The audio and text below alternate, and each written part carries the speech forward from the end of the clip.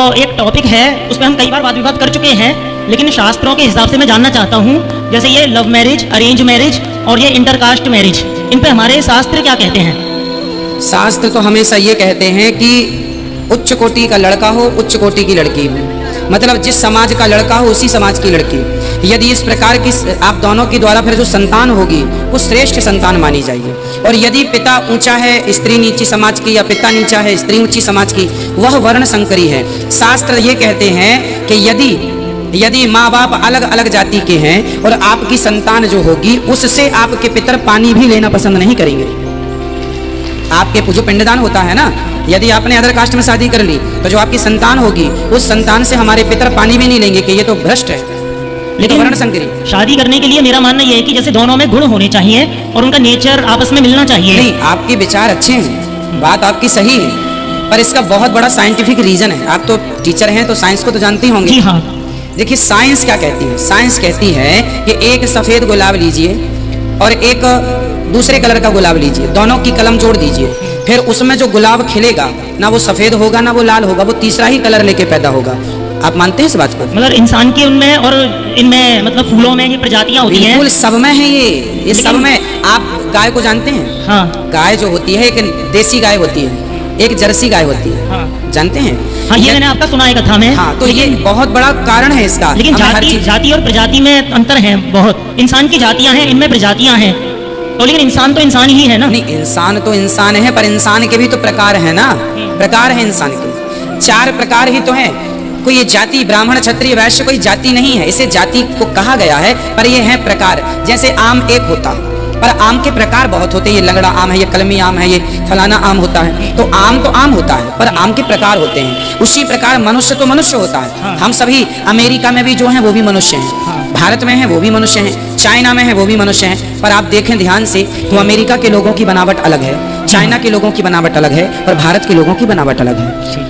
बिल्कुल आप गौर से देखेंगे तो आपको प्रकार, ये प्रकार बोल रहा हूं मैं। अब जैसे ब्राह्मण प्रकार का व्यक्ति है तो ब्राह्मण और क्षत्रिय और वैश्य और शूद्र, ये 4 प्रकार के लोग हमारे हिंदू धर्म में होते हैं। हाँ। ये प्रकार है, ना कि चलो इनको जानने के लिए जाति कहें तो जाति भी ठीक है, पर ये प्रकार है। इस प्रकार के जो ब्राह्मण प्रकार के लोग हैं वो अपनी बेटी का विवाह ब्राह्मण प्रकार से ही करें, है ना। यदि आप लंगड़े आम की कलम को कलमी आम की कलम से जोड़ देंगे तो तीसरा आम पैदा हो जाएगा, ना वो लंगड़ा रहेगा ना वो कलमी रहेगा, उसका स्वाद अलग हो जाएगा। यदि शुद्धता चाहते हैं तो ब्राह्मण को ब्राह्मण से ही करना है, यदि मिक्सचर करना है तो फिर मनमानी कर सकते हैं। लेकिन ऐसे जोड़े हैं जो जैसे धर्म के और ये जैसे धर्म कर्म वगैरह नहीं करते, काम धंधे वाले लोग हैं, तो वो जैसे एक प्रोफेशन में है तो वो व्यक्ति चाहता है उसे उसी प्रोफेशन में लड़की या लड़का मिल जाए, तो उन लोगों को आजकल तो देखो आदमी अपनी सुविधा के हिसाब से काम कर रहा है। अब देखिए पहले की महिलाएं कुएं से पानी खींचती थी, है ना, तो स्वस्थ रहती थी। आज इतनी सुविधा है, पानी घर में टोटी है, कपड़े धुलने नहीं है, तो जितनी सुविधा मिल रही है उतनी बीमारियां बढ़ रही हैं। तो कहीं ना कहीं सुविधाओं के साइड इफेक्ट भी तो हैं।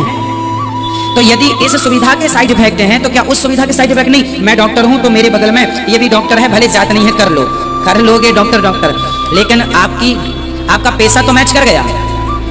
हाँ। परंतु बहुत चीजें नहीं, जो शास्त्र कहते हैं वो मैंने आपको कहा, बाकी तो लोग हम नहीं माने तो नहीं माने। लेकिन अरेंज मैरिज में भी साइड इफेक्ट्स हैं, जैसे कि दहेज प्रथा। और ये दहेज प्रथा का कारण मेरी नज़र में ये अरेंज मैरिज होती है जो माता पिता फिक्स करते हैं, ये उसकी वजह से, क्योंकि जो लव मैरिज करते हैं, जो आपस में प्यार करते हैं, उन्हें लेन देन से मतलब नहीं होता कोई, ये मैंने बहुत देखा है। हाँ, लेन देन से मतलब नहीं होता बेटा। हमारे समाज में ना दहेज था ही नहीं, लोग अज्ञानवश। अच्छा देखिए, दहेज तो खत्म करना ही चाहिए, हमें आपको मिलके करना चाहिए।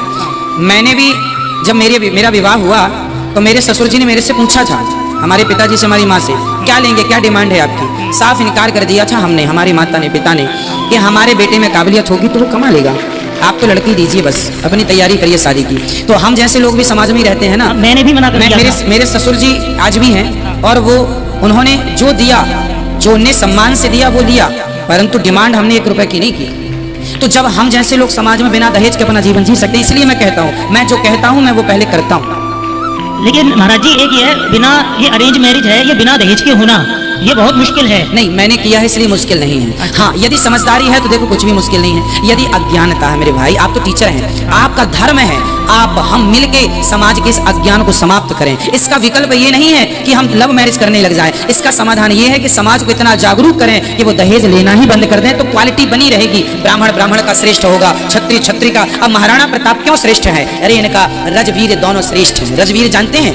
माँ श्रेष्ठ, माँ हो गई रज, पिता हो गया वीर्य। जिस माँ का, जिस बाप और जिसकी माँ उच्च कोटि की है, बाप उच्च कोटि का, उसकी संतान उच्च कोटि की होगी होगी। रजवीर उच्च है तो संतान उच्च है। रजवीर में मिक्स हो गया, कुछ गड़बड़ हो गई तो फसल गड़बड़ हो जाएगी। जी धन्यवाद गुरुजी। सवाल बहुत है मगर अभी औरों का भी नंबर आना है। नहीं, आपके और कोई सवाल हो? टीचर हैं आप, कर लीजिए, क्योंकि आपको समझाना भी है लोगों को। हाँ बिल्कुल, और कर सकते हैं आप। मेरा एक सवाल ये है कि जैसे किसी स्त्री के साथ में एक अपहरण हो जाए, उसके बाद बलात्कार हो जाए, ऐसे केस आते हैं। उसके बाद उस स्त्री को समाज में हीनता की दृष्टि से देखते हैं, और जबकि उसकी कोई गलती नहीं है। बिल्कुल। अपहरण और बलात्कार, तो उस स्त्री को हीनता की दृष्टि से देखते हैं। लेकिन ये इसकी शुरुआत बहुत साल पहले एक हमारे राम के जमाने से खुद राम के द्वारा हुई है। मेरा मानना ऐसा है, कैसे? भगवान राम जी का सीता जी को छोड़ना, त्याग देना, ये एक गलत मैसेज समाज में गया। ना ना, ये मेरा मानना है। नहीं, आपका देखो, अपने मानने से बेटा कुछ नहीं होता। हमारे मानने से काम नहीं होता।